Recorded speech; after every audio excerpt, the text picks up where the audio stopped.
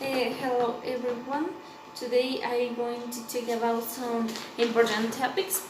My name is Marisa Paredes and I'm going to talk about the reform movement and the learner's needs. The first was the learner's needs, and as you can see in the chart, they have different kind of needs and reasons for the needs. And before this, the learners, especially in primary school, see the language, the learning language, as a subject, because in their primary schools it is a subject, but they have to be, teachers have to be their learners motivated, um, especially for learners in primary school. There will be use some themes, for example, chatting. Students are motivated about chatting in their in English because they like this kind. It motivating to learn in their exams. And the other different kind of needs of the students are personal needs. It was focused on psychological and physical needs, such as a challenge, security, support in the movement, goals, learning, and other things are the reason. No, it could be different in the age and their cultural background. As I say, motivation. Motivation is the most important need for the students. And other learners' needs are specific for the target language, so the soft skills of the language and the levels. And it could be good for the learners based on their goals and their expectations they will be have, especially in the time exams. And for the future, especially for the professional, they have to know about professional needs.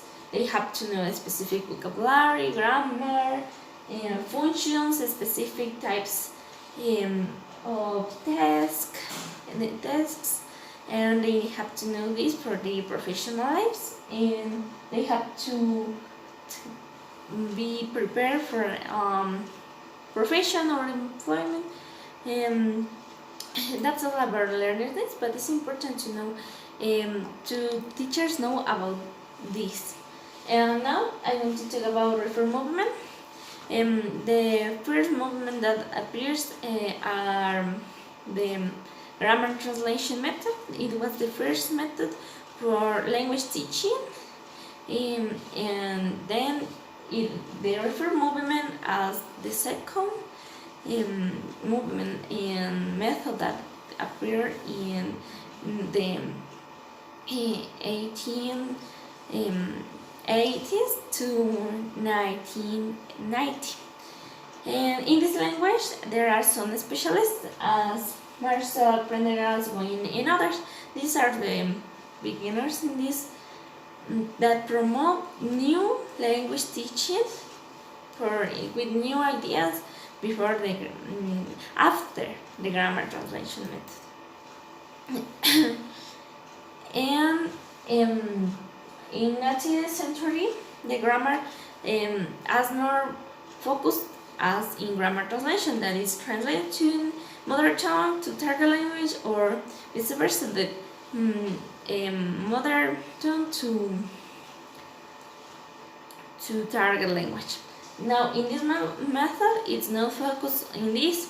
In this method, their specialists create new opportunities to communication and target language, use the translation, oral proficiency, accuracy with the foreign language. And these specialists create new strategies to language learn, teaching. And they work individually and they create their own strategies and changes to this method.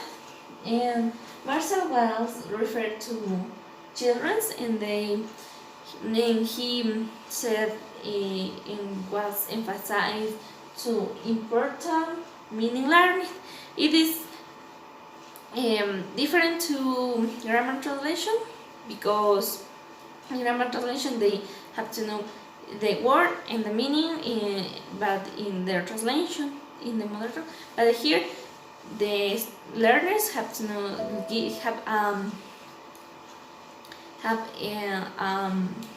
a word in a sentences with the meaning.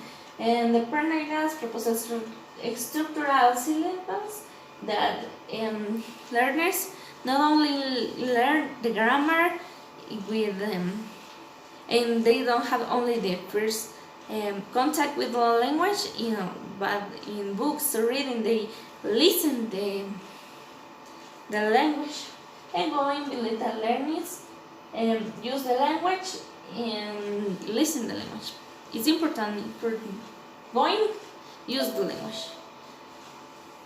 And in this method appears the IPA, and it was International Phonetics Association. It was founded in 1886, and it was designed to sounds or any language nor to be occurrence in transcript.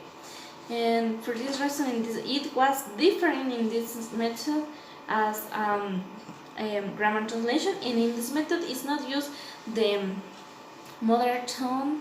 It used only to explain the words that learners don't understand, but they use the target language. And for conclusion, the purpose of the reform movement was the main purpose was change the language teaching, and the goal was the same: change the language teaching, because before this movement it was using translation to the different language. They use modern language, and in this movement it started a big changes to grammar translation, because they use now the language and they don't only try to translate, they have to want to be use the meaning. If you want to know, you can check the references in Cambridge University Press. They talk more about this, and the book Approaches and Methods, the Richard and Rogers. And that's all. Thanks for watching the video. Bye bye.